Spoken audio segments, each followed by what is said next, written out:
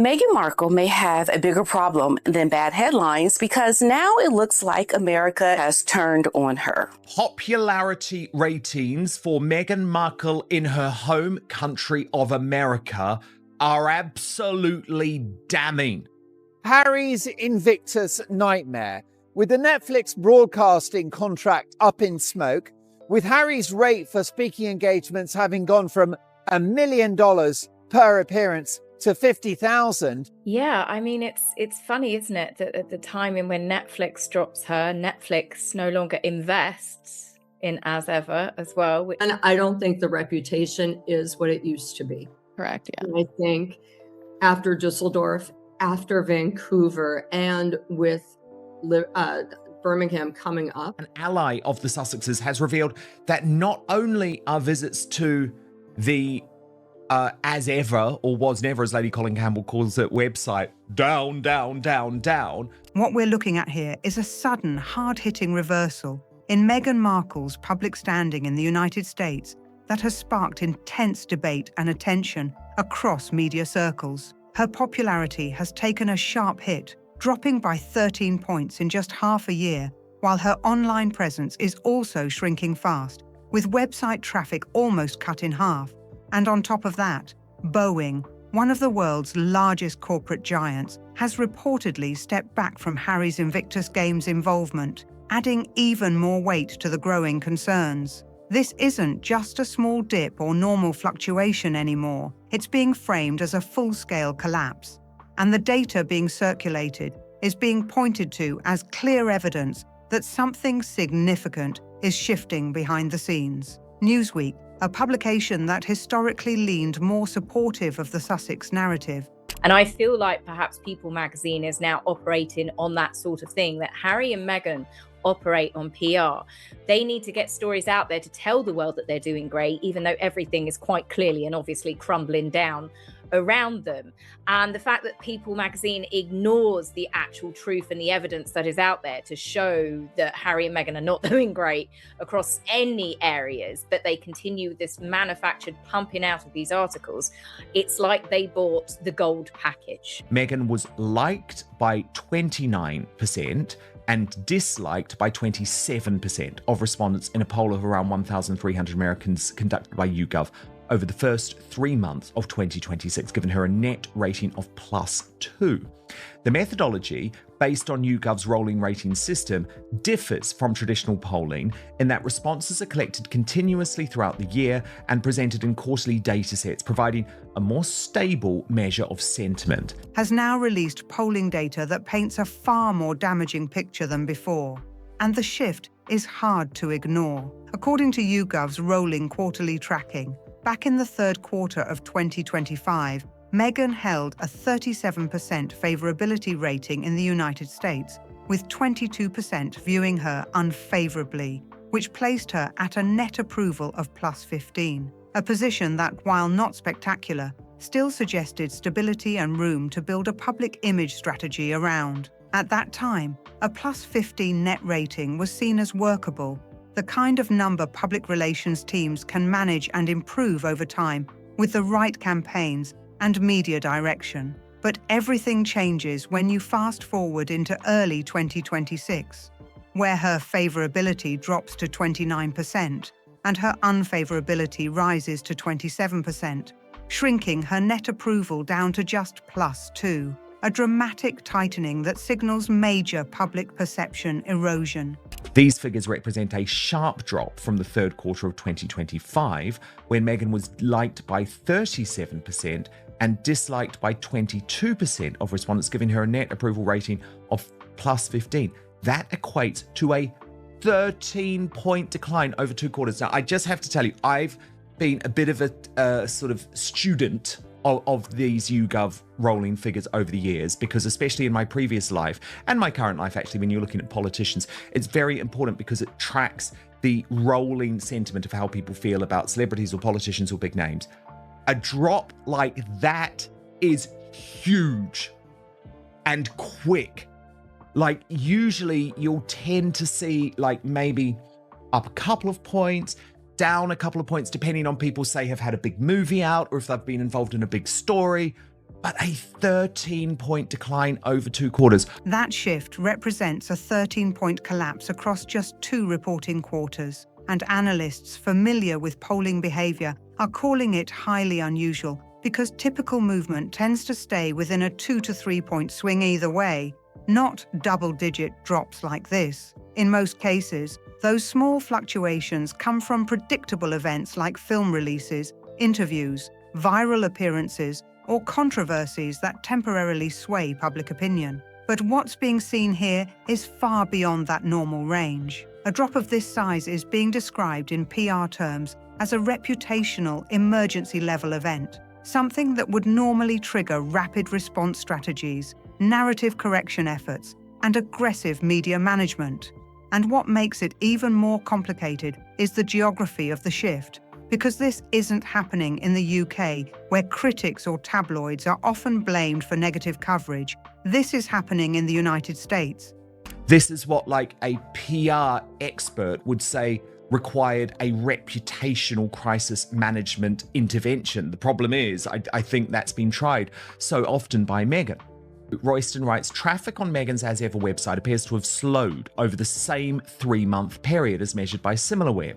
In December, Meghan recorded around 246,000 visitors to the site, of which 108,000 were from the US. Now that's interesting, isn't it? Because she's only selling to the US. So it means she's getting well over 100,000 visits that actually are irrelevant to her business proposition. It might be people like me who are looking a bit nosily and saying, oh, ha ha ha, isn't that funny, this latest message or whatever, but they're not buying products. So really, it's only that 108,000 that matter for her in terms of her finances. The very country she positioned as her safe space after leaving royal duties. This was the place often described in emotional terms, tied to freedom and fresh starts.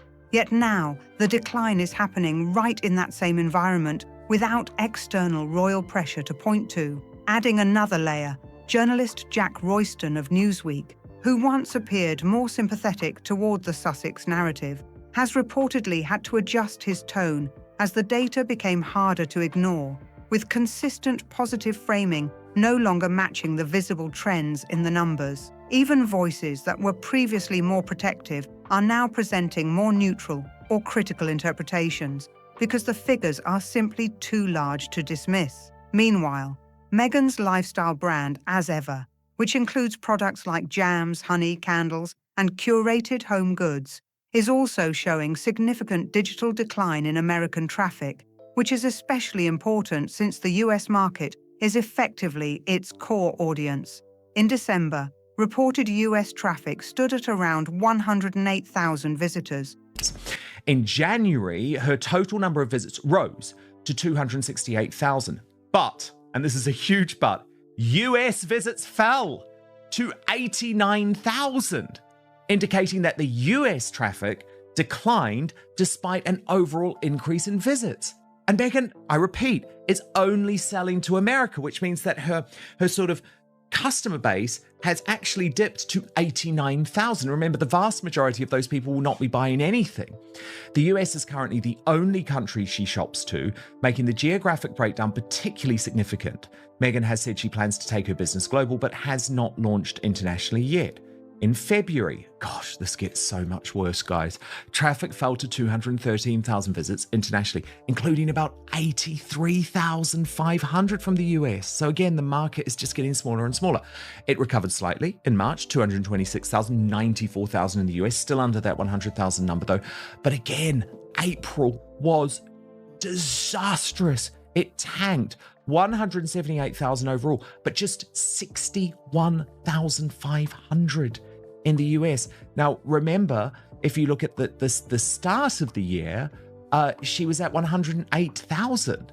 That's almost a halving of her internet traffic in the US, which is where she is selling to. Yeah, I mean, it's funny, isn't it, that at the time in when Netflix drops her, Netflix no longer invests in As Ever as well, which has also, I think, impacted all of it. I mean, her one big name that was actually, well, her only partner in this walked away before the year's anniversary was up. So that, of course, definitely damaged it. And that number carries extra importance because the United States is the only region where direct shipping and sales are primarily focused, meaning international traffic holds far less commercial value. A large portion of overseas visits, while still visible in analytics, are considered low conversion interest, often casual browsing, curiosity clicks, or social media-driven visits that rarely translate into actual purchases. By January,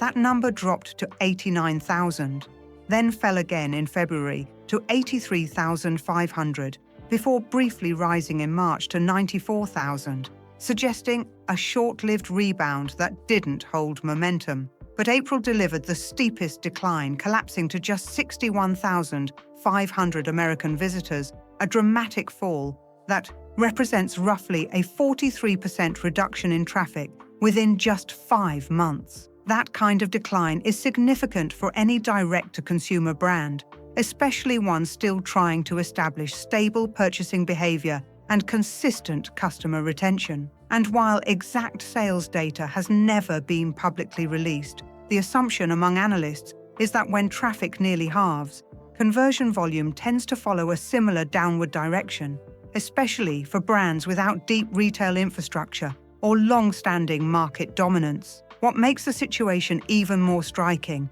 is what's happening in media coverage at the same time. Because while numbers are trending downward, certain publications continue producing overwhelmingly positive narratives that appear disconnected from the broader data landscape. One analysis attributed to researcher Queen Esther compiled a large sample of Meghan Markle-related coverage published by People magazine in 2026, and the scale of output raised eyebrows across commentary spaces. The volume reportedly exceeded 100 articles in just the first few months of the year, which is an unusually high frequency for a single public figure outside of breaking news cycles or major global events. But what stands out even more is the consistency of tone, because these pieces are not framed as critical reporting or investigative journalism, but instead follow a repeating cycle of lifestyle storytelling, product features, and image reinforcement. The recurring themes include brand launches, curated Instagram highlights, fashion breakdowns, family-centered narratives, travel glimpses, and highly polished lifestyle portrayals designed to maintain a consistent public image. The structure rarely changes. It simply cycles through variations of the same identity framing. Meghan as a devoted mother, Meghan as a supportive partner, Meghan as a business visionary, Meghan as a misunderstood public figure, and Meghan as a resilient success story, all repeated in different wording, but carrying the same underlying message. One of the most frequently discussed examples involved a feature on Meghan's so-called coastal kitchen, showcasing floating wooden shelves, copper cookware, and rustic styling elements that were presented as part of her personal home aesthetic. However, critics pointed out a major inconsistency, claiming the kitchen shown in the feature was actually part of a rented property used for staging and photography, rather than her real living space. Reports about her actual kitchen describe it in a far less glamorous way, with darker, more dated styling that does not match the curated image presented in promotional materials, raising questions about presentation versus reality. Another widely circulated example involved hiking sneakers worn during a brief appearance in Australia, which were later turned into a full product recommendation article, despite being worn only once. That single appearance was expanded into a lifestyle feature, showing how even minor fashion moments can be transformed into larger commercial narratives when repackaged through media amplification. At this stage, the debate shifts from simple media coverage to something more structural, because when a publication produces over 100 highly favorable articles with no visible critical analysis, no engagement with declining metrics, and no acknowledgement of controversies or business setbacks, questions inevitably emerge about editorial independence. From a journalistic standpoint, the gap between reporting tone and measurable public data becomes hard to ignore, especially when negative indicators like polling drops, traffic declines, and corporate pullbacks are absent from coverage entirely. This creates the perception of a media ecosystem functioning more like image management than independent reporting, where narrative reinforcement takes priority over balance or scrutiny. And what makes the situation even more controversial in commentary circles is the growing claim that Harry himself is reportedly communicating directly with People magazine via email, adding another layer of proximity between the subjects and the media shaping their public narrative. What is being described here is a growing claim that the information being pushed into public view is not coming from outside leaks or random gossip chains, but is instead being carefully shaped and released directly from within the Sussex circle itself, and that alone is raising serious questions. Instead of traditional reporting with distance and verification,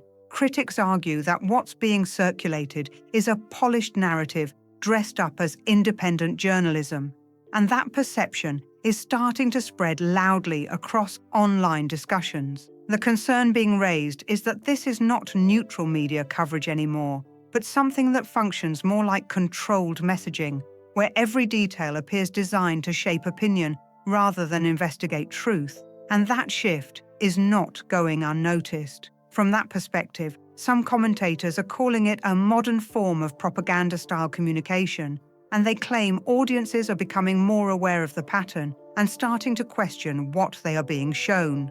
But even as Meghan's commercial direction faces growing criticism and her media strategy is accused of being overly managed and repetitive, there is another development unfolding on Prince Harry's side that is drawing even more attention and concern. This second development is being described as potentially more damaging in the long term because it involves major corporate withdrawal from one of his most high-profile projects, and the implications are being taken seriously. One of the biggest shocks comes from Boeing, a global aviation giant worth billions, reportedly pulling out of its sponsorship involvement with the Invictus Games, and that decision is being heavily analysed.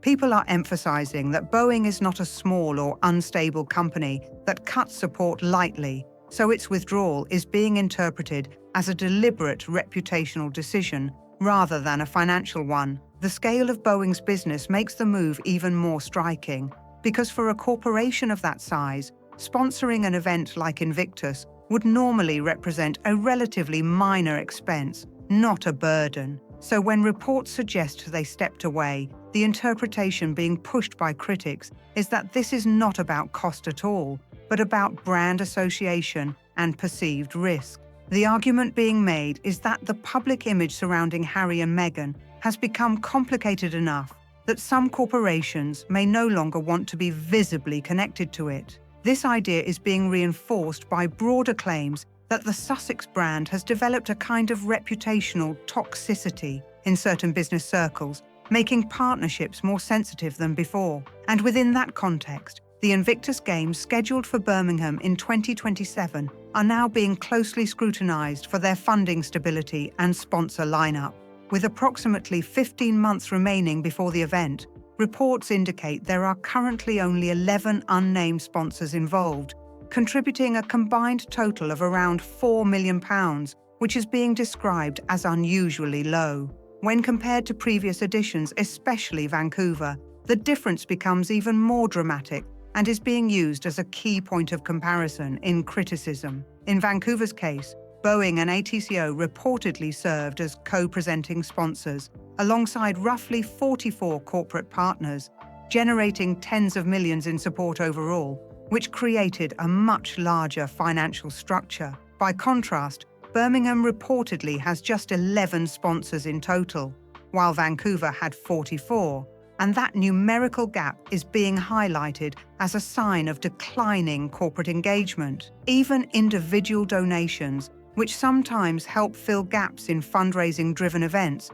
are being described as almost non-existent in this cycle, which adds further pressure to the funding narrative. At the same time, Prince Harry's speaking career is also being described as experiencing a major decline, with reported fees dropping from around $1 million per appearance to roughly $50,000, which is a significant reduction. When he appeared in Melbourne earlier in the year, reports claimed ticket prices had to be cut by more than half just to improve attendance and fill available seats, suggesting weaker demand than expected. Similarly, Meghan's retreat-style event in Sydney, which was limited to around 300 attendees with ticket prices near $2,000, reportedly failed to sell out, which is being pointed to as another example of weakening interest. Across multiple ventures, critics argue the same pattern is emerging: shrinking scale, reduced engagement, and declining commercial pull, which they interpret as a broader contraction of influence.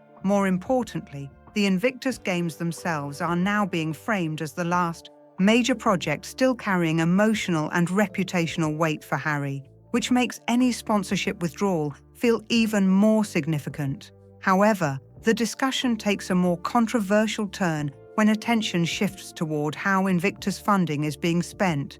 And this is where critics say the situation becomes far more complicated. Investigative journalist Paula Froelich, working with research contributions from former medical finance professional Rachel Maxwell, reportedly examined public records and financial data over several months. Their findings suggested that the Vancouver Invictus Games cost approximately 63 million Canadian dollars for 543 competitors, which breaks down to roughly $118,000 per participant, a figure that immediately triggered debate. When that number is highlighted, critics often pause to emphasize its scale because it frames the cost per veteran at a level that many consider unusually high for a sporting rehabilitation-style event.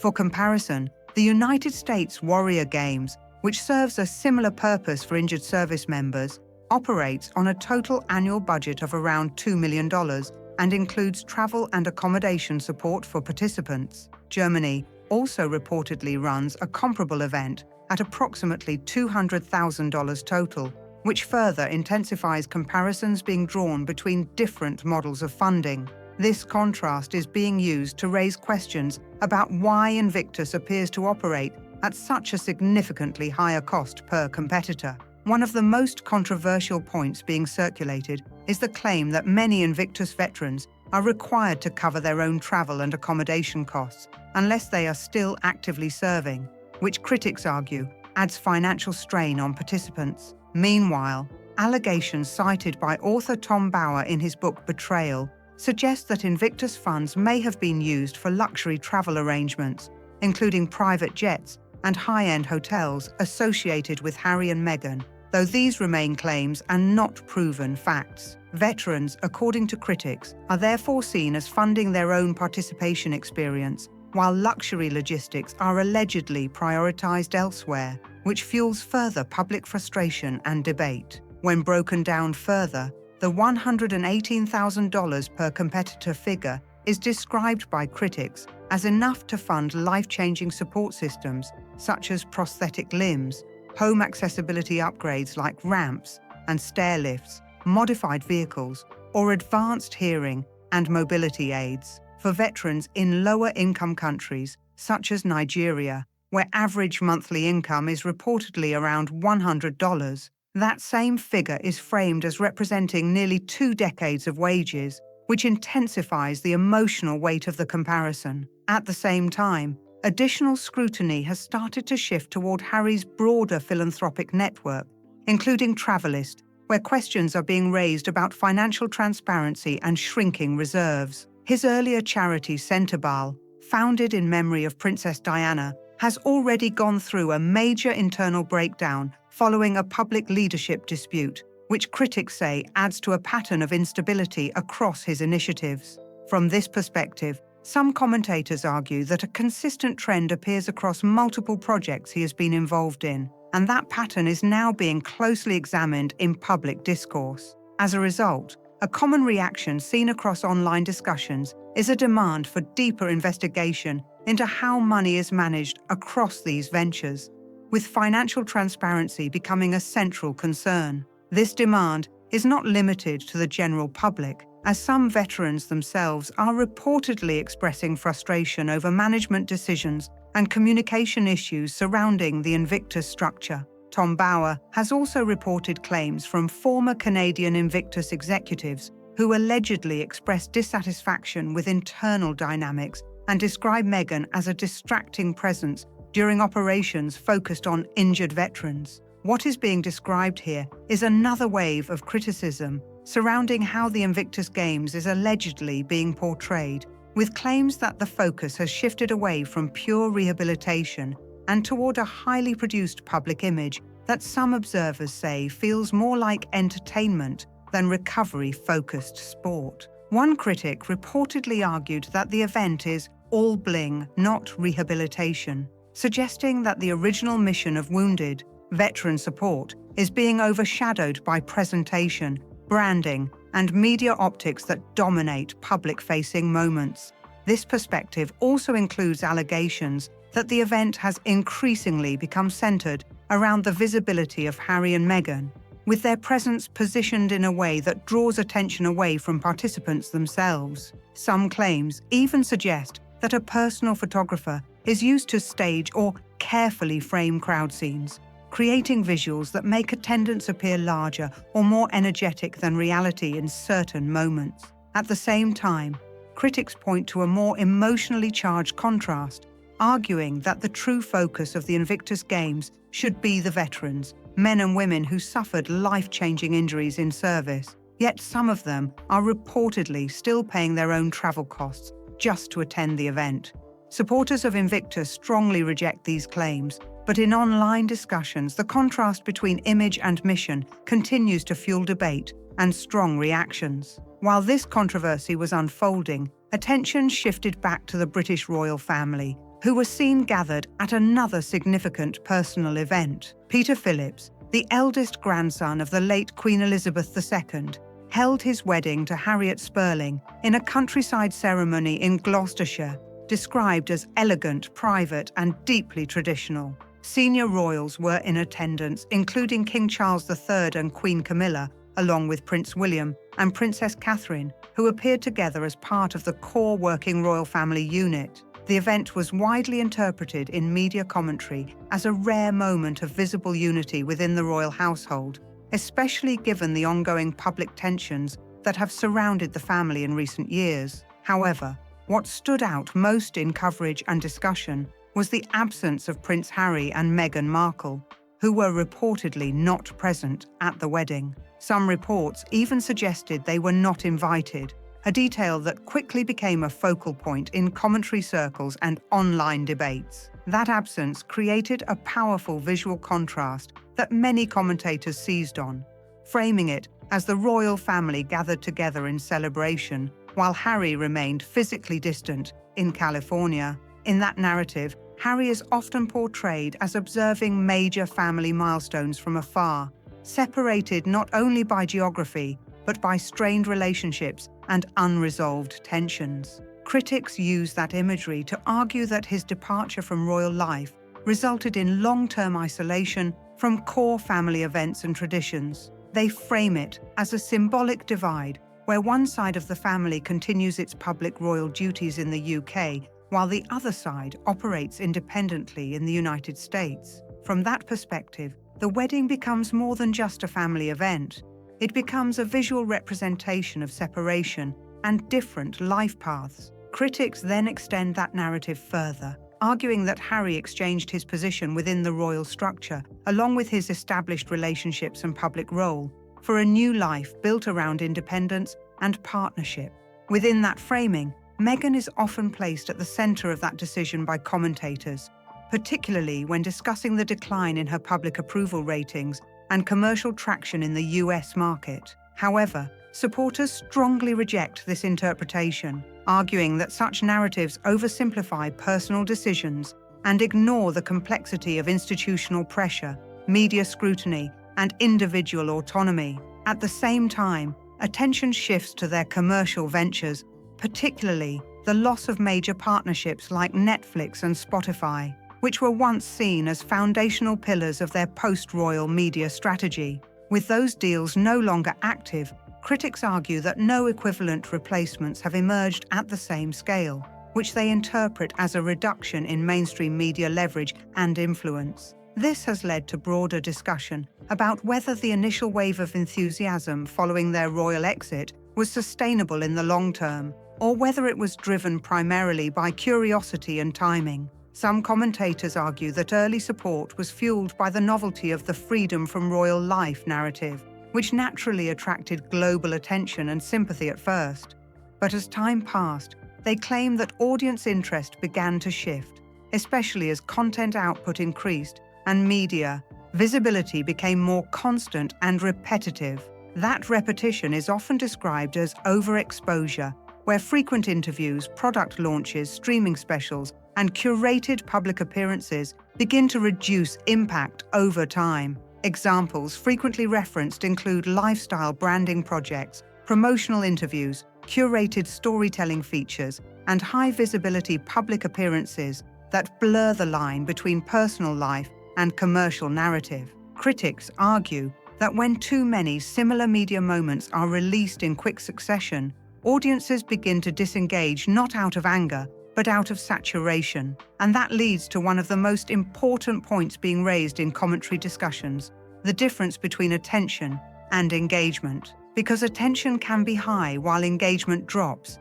and when people stop reacting, whether positively or negatively, that is often interpreted as the beginning of long-term decline. In that sense, some argue that the real danger is not public backlash, but public indifference, where audiences simply stop caring enough to follow updates or engage in discussion. From this perspective, Meghan's strategy is often described by critics as heavily dependent on visibility, where being seen consistently is treated as a form of influence in itself. But opponents argue that visibility without strong outcomes, evolving narratives, or sustained audience connection can lead to fatigue rather than loyalty. This is where critics claim the current situation is heading, pointing to declining engagement metrics, reduced sponsorship involvement, and shifting media interest as supporting signs. Within that framing, the United States, once described as a freedom flight destination, is now portrayed by critics as a market where initial curiosity has cooled significantly over time. They argue that expectations of long-term dominance in American media and lifestyle influence may not have aligned with the realities of modern attention cycles. In that interpretation, the original promise of reinvention is seen by critics as having slowed into a more complicated and uncertain phase. And as this narrative continues, the story ultimately circles back to one key theme, repeated across commentary spaces. Visibility is not the same as stability, and attention alone does not guarantee lasting influence.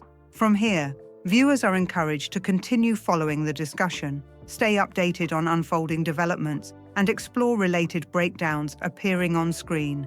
Don't forget to like, comment, and subscribe if you found this breakdown interesting. Hit the notification bell so you don't miss the next update, and check out the next videos popping up on your screen right now for more deep dives just like this one. See you in the next one.